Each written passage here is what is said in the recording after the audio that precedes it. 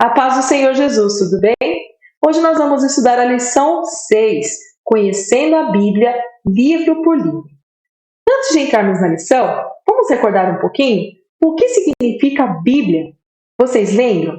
Bíblia significa biblioteca. A Bíblia ela reúne um conjunto de livros, então dentro da Bíblia tem vários livros. E quantos livros tem a Bíblia? Aí você pode falar, essa é fácil, irmã Renata, tem 66 livros, né? Mas qual a diferença aqui entre a Bíblia dos judeus, a Bíblia dos protestantes, que é a nossa, e a Bíblia dos católicos? Vamos estudar um pouquinho sobre isso? Por exemplo, aqui a Bíblia dos judeus. Quantos livros tem o Antigo Testamento dos judeus? Tem 39. E no Novo Testamento? Tem 0. E o total, então, 39. Então, a gente precisa entender uma coisa. Os judeus, eles não têm essa divisão de Antigo e Novo Testamento. Por quê? Eles não aceitaram a Cristo como Messias, como Salvador. Então, para eles, eles não têm o Novo Testamento. Eles só têm a Escritura Sagrada. Tem a Bíblia deles. Então, eles não têm essa divisão, ok? Agora, vamos falar da gente. Nossa Bíblia protestante. Tem quantos livros no Antigo Testamento? Vocês lembram? Tem 39. E a nossa Bíblia, o Antigo Testamento, é igualzinho dos judeus. Igualzinho deles, tá bom? E no Novo Testamento, nós temos aqui 27. Porque nós cremos em Jesus, então nós temos essa divisão do Antigo e Novo Testamento, totalizando aqui 66. E a Bíblia dos católicos, né? Quantos livros tem o Antigo Testamento para os católicos? Tem 46. Lembra que a gente falou em aulas passadas que a Bíblia dos católicos tem os livros apócrifos, né? São livros a mais que eles têm, né? Nós não aceitamos por quê? Esses livros, porque eles não foram inspirados por Deus. Alguns deles até contradiz a palavra de Deus. Então nós não aceitamos, nós ficamos só com os 39. E no Novo Testamento eles também têm 27 livros, totalizando aí 73 livros. Ok?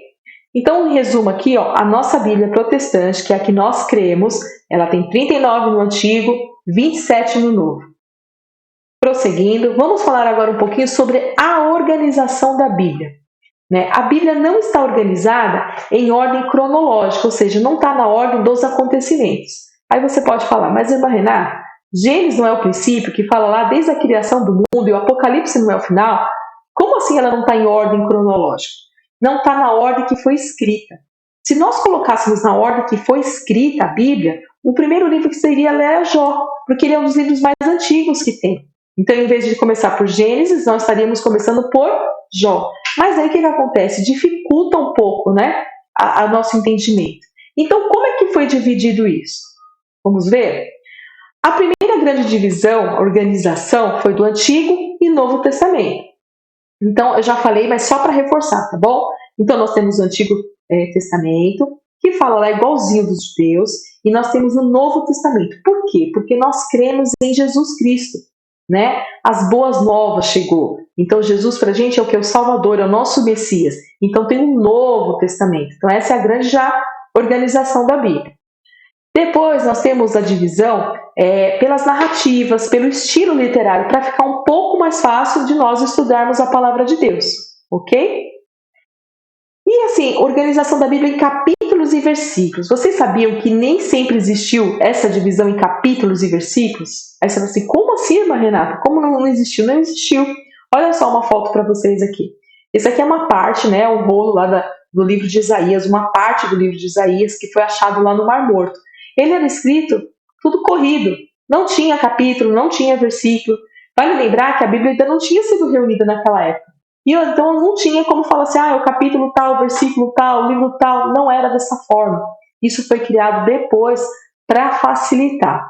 Vamos ver um pouquinho aqui de como foi feito isso, um resumo, tá?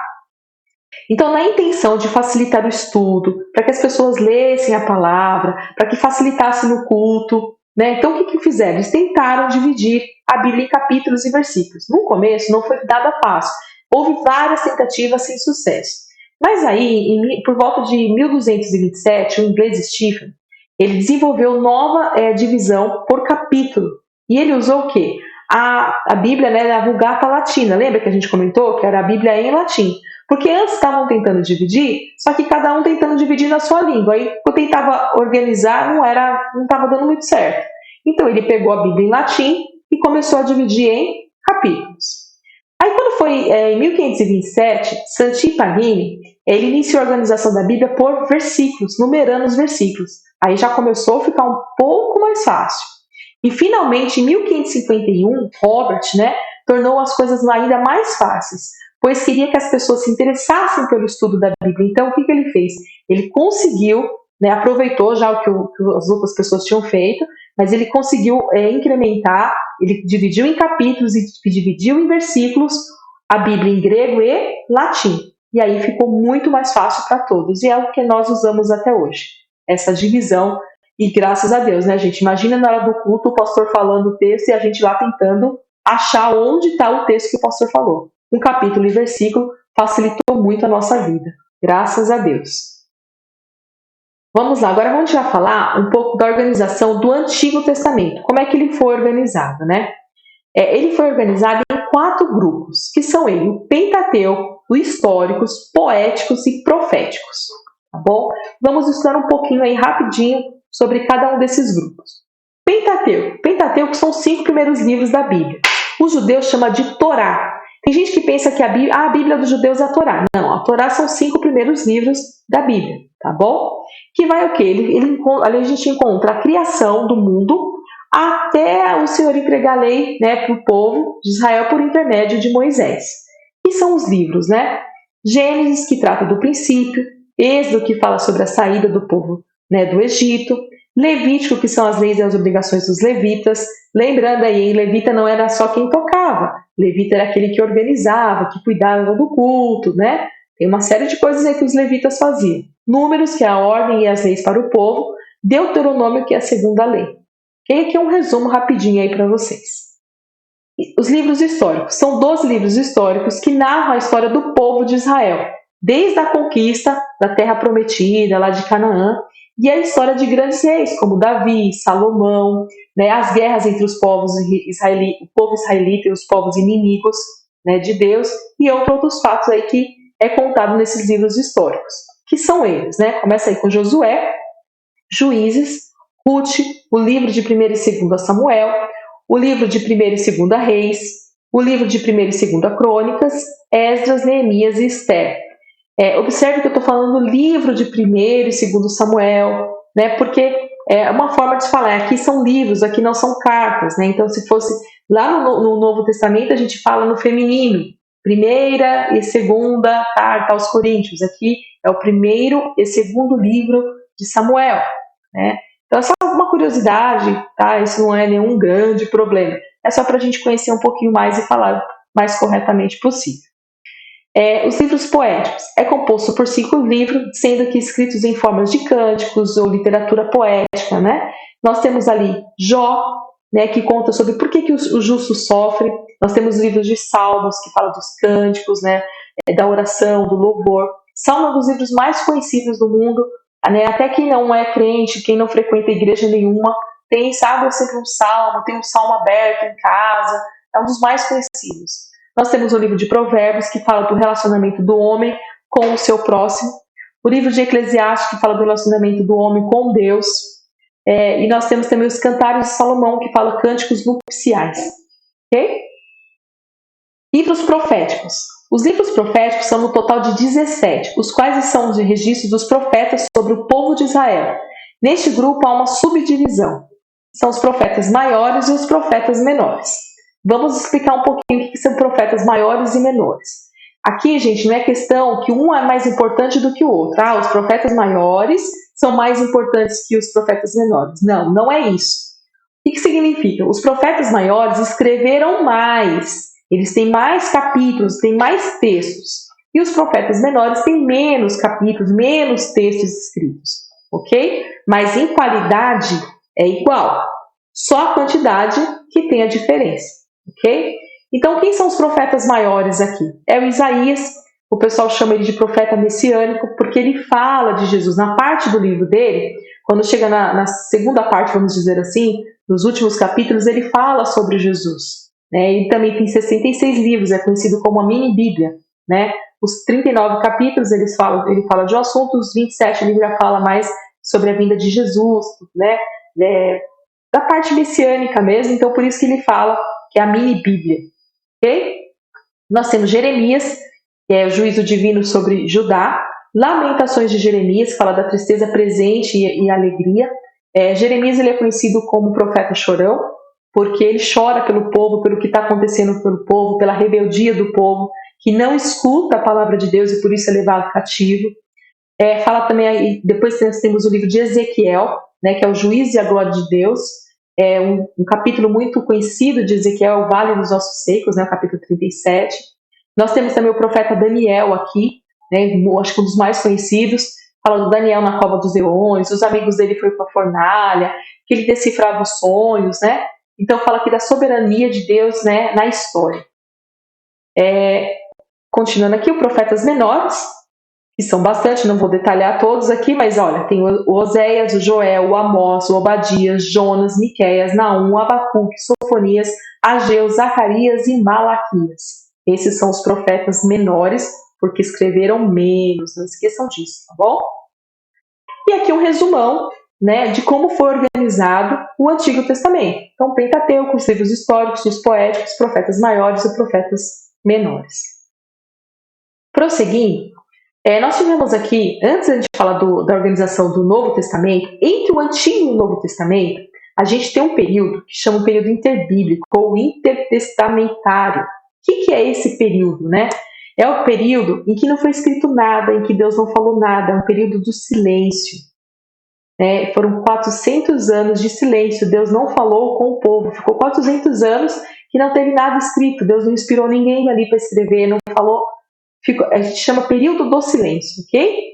Para depois, aí vem Jesus, aí começa o quê? O Novo Testamento, e a gente vai falar um pouquinho dessa organização do Novo Testamento.